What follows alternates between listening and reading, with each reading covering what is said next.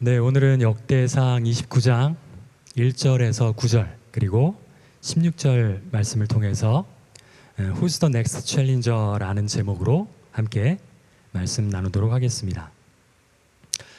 네, 여러분 기억하실지 모르겠는데요. 2025년을 우리가 신년 특별 새벽 예배로 시작했던 것 기억하시나요?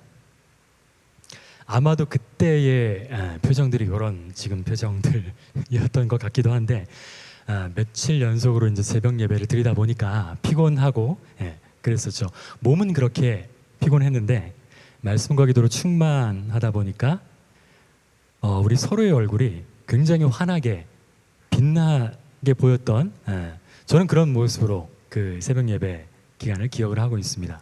굉장히 은혜롭게 좋았던 시간이었는데 그렇게 은혜 속에 2025년 시작했던 게 정말 엊그제 같은데 바야흐로 6월의 마지막 주일을 맞이하고 있습니다.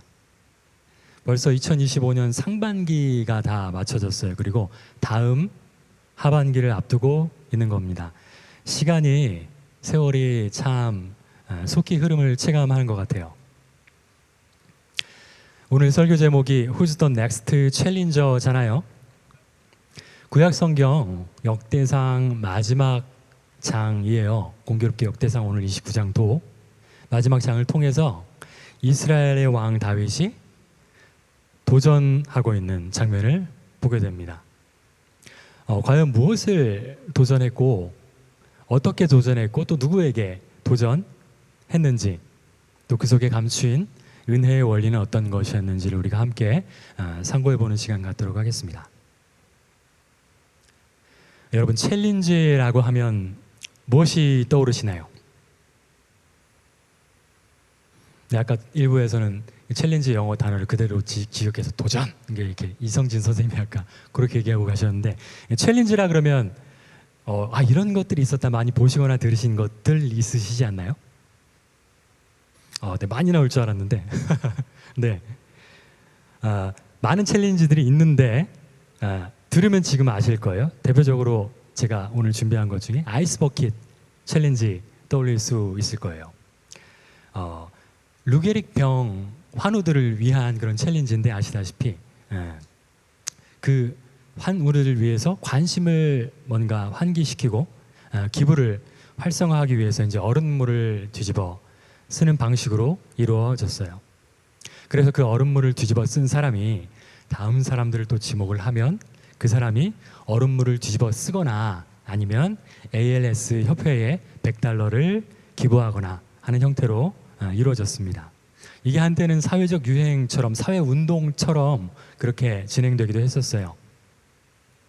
한동안 잠잠했죠. 그래서 지금 제가 이걸 이야기하니까 그 언제적 챌린지를 얘기하고 있어요 이렇게 느끼실 수 있는데 최근에 이게 또 활성화된 그런 부분들이 있습니다. 한국에서 많은 기부 활동으로 유명한 그 가수 션이라고 혹시 아세요? 마라톤을 뛴다는 걸 러닝하면서 기부하고 그런 크리스찬 연예인으로 알고 있는데 가수인데요. 그 사람을 주축으로 해서 다시금 이게 활기를 좀 띠고 있어요. 바로 지난주 토요일만 해도 몇 년째 지금 되고 있는데 2025 미라클 365 아이스 버킷 챌린지 런 인 서울이라 그래서 말 그대로 러닝하는 뛰는 행사와 함께 더불어 3km, 5km, 8km 이렇게 신청을 해서 다 뛰고 나면 덥잖아요. 땀나잖아요. 그럼 광장에 모여서 지금 그림 보여드린 것처럼 버킷에 있는 얼음을 뒤집어 쓰면서 그 행사 관련된 모든 그런 수익들을 우리 루게릭 환우들을 위해서 기부하고 그렇게 진행하는 일들이 아직도 있습니다. 이런 것들 외에도 목적과 형태가 조금 다르긴 한데요. 보이그룹이나 걸그룹들, 저는 아이돌이라는 말을 쓰기를 싫어요. 그 자체가 우상이잖아요. 그래서 뭐 아이돌 가수들 뭐 이런 말을 쓰는데 여하튼 그런 가수들이 그들의 신곡이나 그런 곡들에 맞춰서 안무를 촬영을 하는 거예요. 뭐 홍보의 그런 목적도 있겠죠. 그래서 업로드하면 또 다른 가수팀들이 이 가수팀의 신곡 막 안무해서 촬영해서 또 업로드하고 이런 것들을 계속 챌린지 해나간다. 뭐 이런 모습으로도 쓰여지고 있는 것 같아요. 내가 도전을 먼저 하고 그리고 또 다른 사람들에게 일을 함께 합시다. 이렇게 도전하게끔 하는 그런 챌린저들의 모습이죠. 이런 것들이 우리가 현대사회에서 접하게 되는 다양한 챌린지들입니다. 근데 오늘 성경에서 발견한 챌린지를 보게 됩니다. 바로 구약 성경의 위대한 챌린저 다윗인데요. 이스라엘 왕 다윗도 그의 집권 말기에 큰 도전 앞에 서게 됩니다. 그것은 바로 성전 건축이었는데요. 그런데 일반적인 상황은 아니에요. 어떤 상황이었는지 역대상 29장 1절 말씀 우리 한번 다 함께 읽어봤으면 좋겠습니다. 시작. 다윗 왕이 온 회중에게 이르되 내 아들 솔로몬이 유일하게 하나님께서 택하신 바 되었으나 아직 어리고 미숙하며 이 공사는 크도다. 이 성전은 사람을 위한 것이 아니요 여호와 하나님을 위한 것이라. 네, 성전 건축의 도전 앞에 있기는 한데 다윗 본인은 아니었고요. 아들 솔로몬이 건축하게 되는 상황 앞에 있었어요. 우리 지난주 설교를 통해서도 배운 것처럼 다윗 본인이 아닌 아들 솔로몬을 통해 이루어지는 성전 건축인데 그것조차도 하나님의 일에 본인이 사용되어지는 과정의 일환으로 그렇게 여기고 그렇게 받아들였었죠.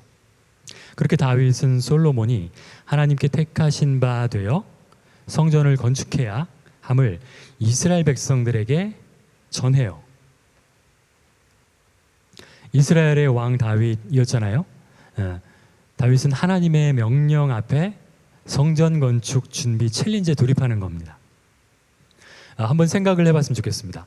왕이, 우리는 특별히 한국 사람들이잖아요. 조선시대라든가 뭐 그런 드라마 영화 많이 보셔서 우리 뇌리에 남아있는 그 장면들이 있어요. 각 관료들이나 백성들에게 명령하는 장면들이 있잖아요. 관료들은 들으라 뭐 이렇게 할 수도 있고, 전국에 있는 벽돌, 금은보화 뭐 금속 전문가들 다 불러 모으라. 백성들이여 성벽을 위한 벽돌의 제조를 시작하도록 하라. 이렇게 막 뭔가 위험 있게. 그러면 왕의 명령에 따라서 움직이는 백성들의 모습들, 그런 모습들이 우리 가운데 떠올라요. 그런데 오늘 이스라엘의 왕 다윗의 모습은 조금 다릅니다. 어떻게 다른지 한번 역대상 29장 2절 일부를 보면 한번 들어보세요. 내가 이미, 역대상 29장 2절입니다. 내가 이미 내 하나님 성전을 위하여 힘을 다하여 준비하였나니 라고 하고 있습니다. 그리고 29장 3절도 이어지는데 한번 다 같이 읽어볼까요?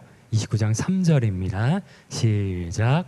성전을 위하여 준비한 이 모든 것 외에도 내 마음이 내 하나님의 성전을 사모함으로 내가 사유한 금, 은으로 내 하나님의 성전을 위하여 드렸노니 라고 이야기합니다. 제가 잠깐 아까 어설프게 막 재현해 보려고 했던 것처럼 여보라 뭐 이거 해라 저거 해라 이렇게 할 줄 알았는데 다윗은 이미 본인이 먼저 성전 건축을 위해서 힘을 다하고 준비했다고 이야기를 해요. 그리고 그 모든 준비 외에도 다윗이 사유했다고 한다라고 할 때 뭡니까? 이건 개인 재산이에요. 다윗 왕이잖아요. 얼마나 많은 금은들 재산들이 있었겠어요? 사유했던 금과 은까지도 하나님의 성전을 위해서 드렸음을 본인이 또 이야기를 해요. 이스라엘 백성들보다 왕된 본인이 가장 먼저 성전을 위해서 모든 것들을 드리면서 시작을 했다는 겁니다. 그래서 그는 솔선수범했던 챌린저였다고 볼 수 있습니다. 그런데 다윗이 하나님 전 건축을 위해서 솔선수범했던 데는 다 이유가 있습니다. 그 이유를 한번 말씀에서 찾아보겠습니다. 여러 버전을 한번 준비를 했는데요. 먼저 개역 개정 버전의 역대상 29장 1절 그 앞부분만 우리 함께 한번 읽어볼까요? 시작. 다윗 왕이 온 회중에게 이르되 내 아들 솔로몬이 유일하게 함께. 아멘. 이어서 한번 쉬운 성경 버전도 있는데요. 그 중에서 앞부분만 일부만 한번 같이 읽어보겠습니다. 시작. 하나님께서 내 아들 솔로몬을 선택하셨습니다. 아멘. 뭐 별 큰 차이 없는 말 같은데 개역개정 성경에서는 솔로몬이 하나님께 택하신 바 되었다라고 표현합니다. 그런데 방금 함께 읽어본 쉬운 성경 버전에서는 하나님께서 솔로몬을 택하셨다라고 표현합니다. 히브리어 원문 살펴보면요, 에하드 바드 바르포 엘로힘 이렇게 이야기를 하는데, 직역하면 하나님께서 그를 선택하신 한 사람, 이렇게 해석이 돼요. 처음에 읽었던 개역개정 수동태적 번역보다는 원문상에서 하나님이 능동적으로 직접 솔로몬을 선택하신 하나님의 주권이 더욱 강조되는 것을 한번 주목해 보는 겁니다. 다윗은 이렇게 성전 건축이 하나님의 주권과 하나님의 뜻에 의해 이루어지는 것임을 알고 있었던 거예요. 다윗은 주권자가 누구인지, 그리고 주권자의 뜻이 무엇인지를 정확히 알고 있었다는 겁니다. 이것이 바로 다윗이 성전 건축에 있어 솔선수범하여 챌린지를 할 수 있었던 이유였던 겁니다. 아까 우리 1부 때 이성진 선생님이 챌린지가 뭘까요? 챌린지 하면 떠오르는 게 뭘까요? 하니까 도전이라고 이렇게 얘기했던 것처럼 그래요. 챌린지는 여러분 도전입니다. 그런데 오늘 우리가 함께 살펴본 다양한 챌린지들의 특징이 무엇이었나요? 도전이라고 할 때 여러분, 한 사람이 무언가를 하고 그냥 끝낼 수도 있어요. 그런데 아이스버킷 챌린지를 비롯해서 여러 다양한 챌린지들은 한 사람만 도전하고 끝나는 형태는 아니었습니다. 자, 제가 먼저 도전을 시작합니다. 그리고 다음 주자들을 지명해서 그 움직임이 지속되게, 말 그대로 계속되게 계속 도전하고 있는 거예요. 다윗이란 위대한 성전 건축 챌린저도 본인 혼자 도전하고 끝내지는 않았습니다. 그러나 앞서 살펴본 대로 주권자 하나님의 뜻을 알고 그에 순종하고자 솔선수범하여서 성전 건축 준비의 챌린지에 돌입을 한 겁니다. 다윗 왕, 자기 본인이 먼저 성전 기구를 만들 금과 은과 놋과 철과 만호와 보석과 채석과 옥돌 참 많이도 준비했죠. 준비 다 했어요. 준비했고, 그리고 본인이 사유한 제산의 금과 은도 하나님의 성전을 위해서 드렸어 라고 하면서 이스라엘 백성들을 향해 성전 건축 챌린지에 동참할 것에 촉구하고 있음을 우리가 볼 수 있습니다. 제가 읽어드릴게요. 한번 들어보세요. 개역개정 역대상 29장 5절 중에 일부인데요. 오늘 누가 즐거이 손에 채워 여호와께 드리겠느냐 하는지라. 동일한 말씀으로 쉬운 성경 버전을 한 번 더 읽어드리겠습니다. 역대상 29장 5절이에요. 오늘 기쁜 마음으로 여호와께 예물을 바칠 사람은 없습니까? 다윗 왕이 솔선수범하여서 본을 먼저 보인 이후에 함께 할 사람들을 찾는 그런 장면이에요. 하나님의 성전 건축이라는 원대한 사명에 함께 동참할 것을 사람들에게 도전하고 있는 겁니다. 이렇게 이스라엘 백성들을 향해서 도전하였을 때 그들의 반응이 어땠을까요?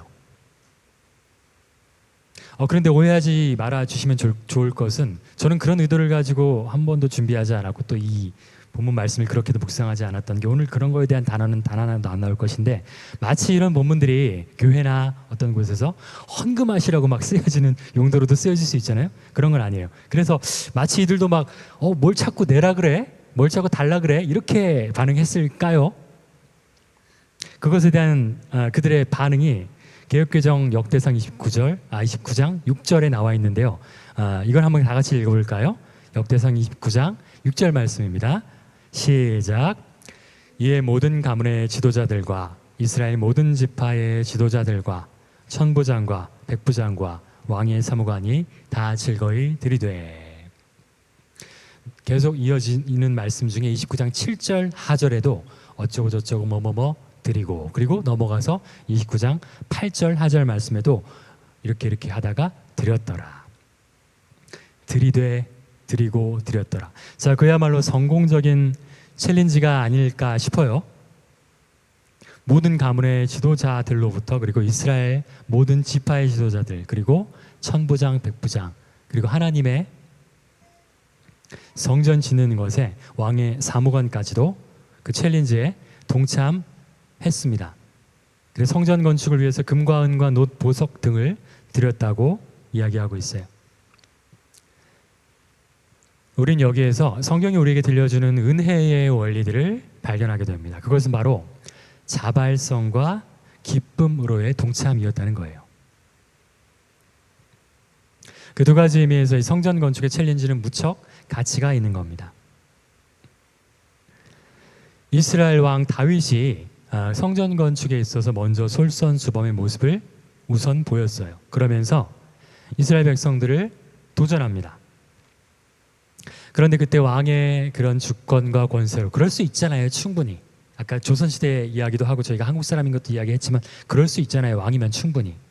그렇게 강압적으로 권세로 챌린지에 동참할 것을 명령하지 않았어요. 성경에 그런 표현이 없어요. 오히려 주권자가 하나님이심과 그 주권자 하나님의 뜻을 아는 사람답게 행동을 했습니다. 이러한 하나님이셔서, 이러한 하나님의 뜻이어서 내가 너무너무 사모하는 마음으로 성전 건축 준비를 시작해 보았어요. 이렇게 다윗이 얘기하는 겁니다. 그렇다면 오늘 기쁜 마음으로 여호와께 드릴 사람 혹시 없나요? 라고 하는 대목에서 우리는 오히려 자발적인 참여를 도전하고 있는 성군 다윗 왕의 면모를 보게 되는 겁니다. 그런데 여기서 이제 멈추면, 다윗 왕이 함께 할 사람 없나요? 했는데 거기서 멈췄다면, 역시 여호와 하나님께서 세우신 왕이니까, 유명한 왕이잖아. 다윗 하면 우리 다윗의 어린 시절부터 다 봤잖아. 그러니까 대단했구나, 좋은 교훈이구나, 이렇게 그래서 성경이 기록됐구나, 여기서 끝날지도 모르겠어요. 그런데 이러한 다윗 왕의 성전 건축을 향한 도전에 이스라엘 지도자들과 백성들은 주저하지 않고 즉각적으로 반응하고 참여했음을 분명히 볼 수 있습니다. 원래 여러분, 도전이 주어졌을 때 모두가 다 즉각적으로 반응하고 순종하지는 않아요. 그게 현실이고 그게 사실입니다. 마가복음 10장에 우리 부자 청년, 벌써 마가복음 10장 부자 청년이라고 말하니까 벌써 어떤 내용 말씀드릴지 다 아실 텐데, 그 부자 청년은 어떤 한 사람인데 예수님께, 예수님 무엇을 해야 영생을 얻을 수 있나요? 라고 질문을 해요. 그는 모범적인 사람이었어요.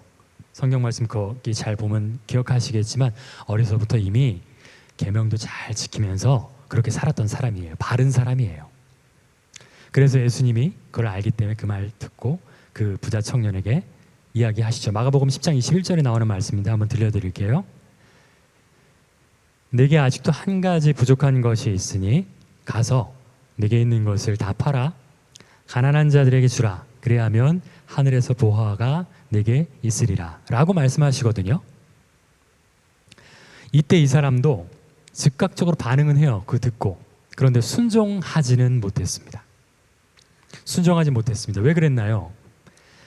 다음 절 마가복음 10장 22절에 그 사람은 재물이 많은 고로 이 말씀으로 인하여 슬픈 기색을 띠고 근심하며 가니라.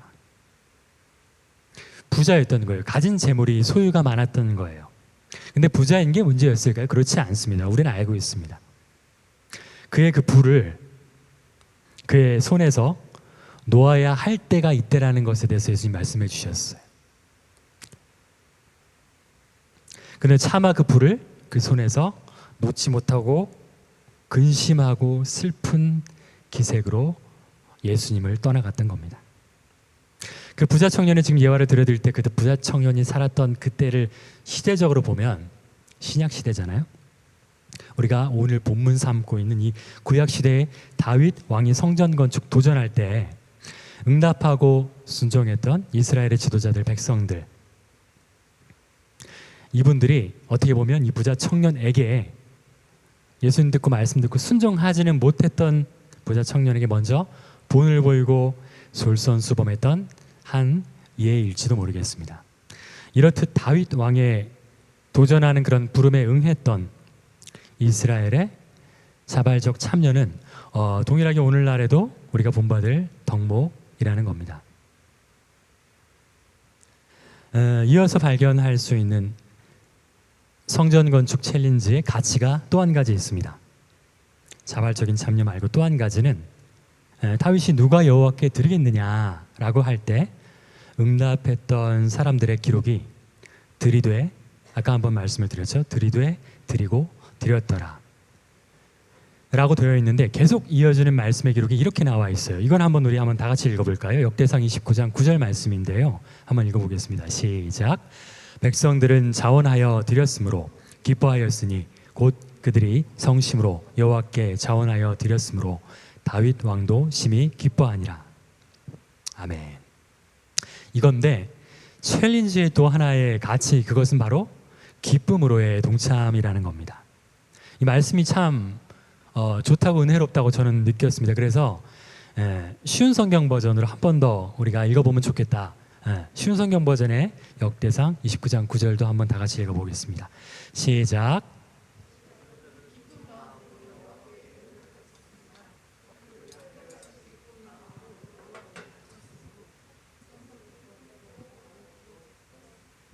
아멘.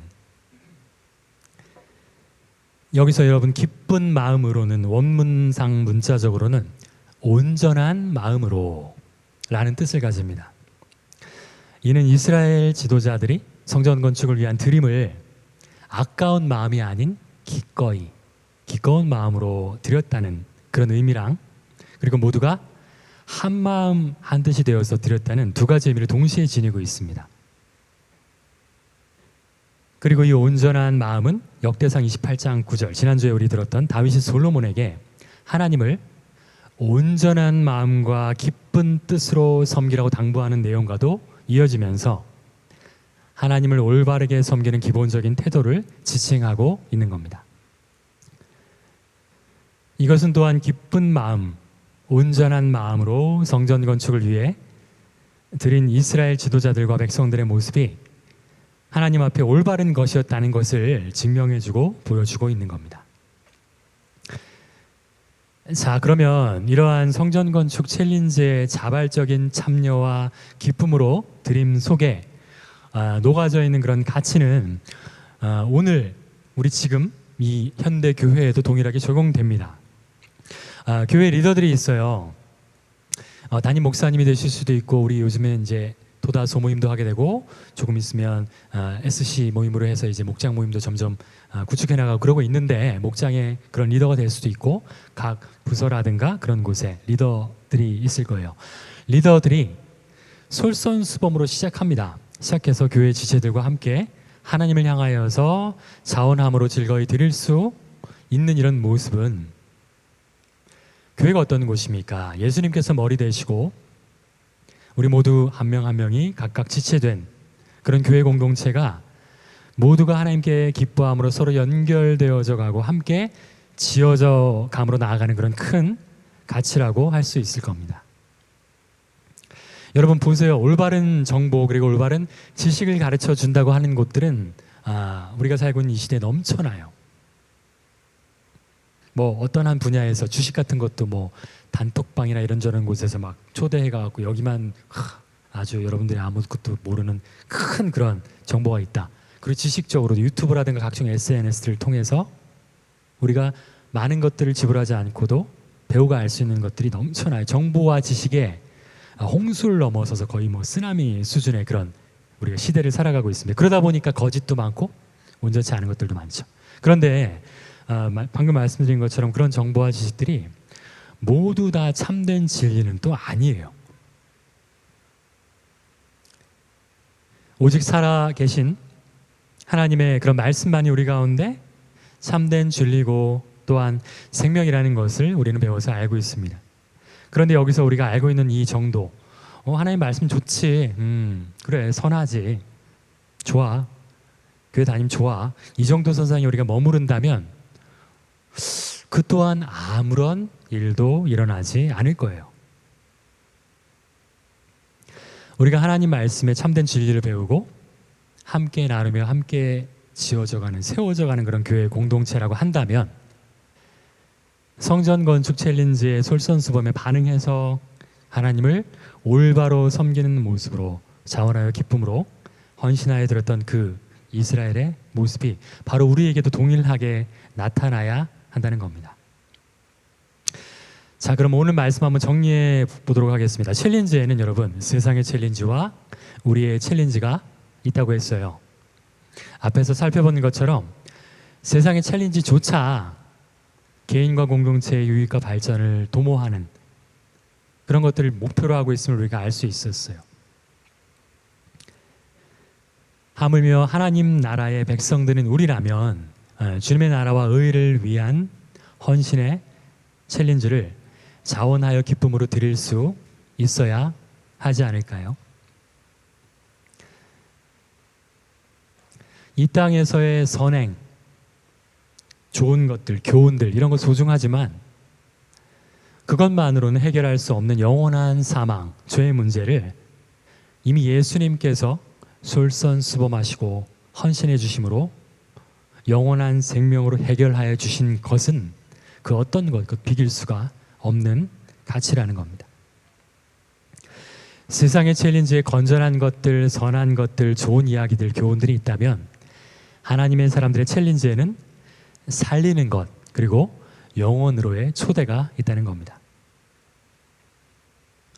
내가 가진 건강과 재능, 탤런트 이런 소유를 헌신해서 타인과 공동체를 이롭게 할 수 있는 그런 점에서 세상의 챌린지와 우리의 챌린지가 그나마 공통점이 있어 보이기는 하는데 여러분, 그런데도 불구하고 이것조차 차이가 있습니다. 오늘 본문의 마지막 9절에서 그 차이를 가르쳐주고 있습니다. 우리 함께 한번 읽어볼까요? 역대상 29장 16절 말씀입니다. 역대상 29장 16절 함께 읽어봅니다. 시작. 우리 하나님 여호와여, 우리가 다 이름을 위하여 성전을 건축하려고 미리 저축한 이 모든 물건이 다 주의 손에서 왔사오니 다 주의 것이니이다. 네, 오늘은 쉬운 성경 버전을 제가 많이 좀 준비했는데요. 이 말씀도 쉬운 성경 버전으로 역대상 29장 16절 한번 읽어봤으면 좋겠습니다. 시작. 우리 하나님 여호와여, 우리는 주의 성전을 지으려고 이 모든 것을 모았습니다. 성전을 지어 주께 예배드리려고 합니다. 하지만 모든 것이 주께로부터 나왔으며 모든 것이 주의 것입니다. 아멘. 바로 이것이 세상의 챌린지와 하나님을 믿는 우리들의 챌린지가 가지는 또 하나의 차이점입니다. 여러분, 드린다고 할 때 내가 가진 그 무엇, 즉 나의 소유, 내 주머니에서 나오는 그 어떤 것을 하나님께 드립니다라고 생각들 해요. 어느 정도는 또 사실이기도 합니다. 현실적인 부분에서는. 그런데 오늘 성경은 지금 가르쳐주고 있는 거예요. 내가 드리는 것, 나의 소유라고 생각했던 그 모든 것들이 사실은 주님의 손에서 온 것, 주께로부터 나왔다는 것, 모든 것이 원래부터 주님의 것이었다는 겁니다. 그렇기 때문에 하나님을 믿는 우리가 신앙의 챌린지를 할 때 결코 자랑하거나 교만할 수 없는 겁니다. 모든 것이 주님의 것임을 인정하기 때문입니다. 오직 하나님의 주권과 하나님의 다스리심에 대한 우리의 고백과 찬양과 경배로 나타나는 것일 뿐입니다. 인생은 선물이다라는 그런 책이 있는데 제가 좋아하는 책인데요. 그 조정민이라는 분이 SNS 같은데 이렇게 썼던 글귀들을 짤막한 글귀들을 다 모아놓은 그런 책인데요. 거기 이런 글귀가 한번 적혀 있어요. 여러분에게 한번 들려드리고 싶었습니다. 당신이 감당할 수 없는 일에 도전하세요. 반드시 도움이 따릅니다. 당신이 혼자서도 충분히 할 수 있는 일을 왜 돕겠습니까? 당신이 할 수 없는 일에 도전하는 길이야말로 인생을 업그레이드하는 지름길입니다. 여러분, 그 옛날 구약 시대의 다윗은 주권자 하나님의 명령에 순종했습니다. 그 주권자 하나님의 성전 건축에 관하여 솔선수범했어요. 그리고 이스라엘 백성들을 향해서 도전했어요. 그러면 우리는 현 시대를 살고 있는 우리의 적용 가운데 우리는 무엇을 어떻게 누구에게 도전해야 하겠습니까? 다윗이 본인은 성전 건축하지 못해요. 그럼에도 불구하고 후대 솔로몬이 잘할 수 있게 준비하고 도왔던 것처럼 우리도 우리의 자녀들과 특별히 다음 세대의 신앙을 전수하는 것에 도전하는 챌린저가 되어야 합니다. 그러려면 다윗이 그랬던 것처럼 우리가 하나님 앞에 먼저 솔선수범하고 자원하여 기쁨으로 헌신하고 드리는 그런 삶을 살아서 보여주어야 합니다. 내가 속한 가정에서, 직장에서, 그리고 이웃들과의 관계 속에서, 그리고 바로 이곳 교회 공동체 안에서 우리는 끊임없이 도전하고 또한 도전을 주는 그런 인생이 되어야 할 줄을 믿습니다. 설교 제목이었죠. Who's the next challenger? 주님의 나라와 의를 위해 살아갈, 그리고 하나님 나라의 확장을 위한 일에 기쁨으로 함께 도전을 줄 사람은 누구입니까? 바로 우리, 그리고 바로 나인 줄 믿습니다. 우리 모두가 그렇게 하나님 나라를 위한 챌린저로 날마다 함께 세워져 갈 수 있기를 주님의 이름으로 축복합니다.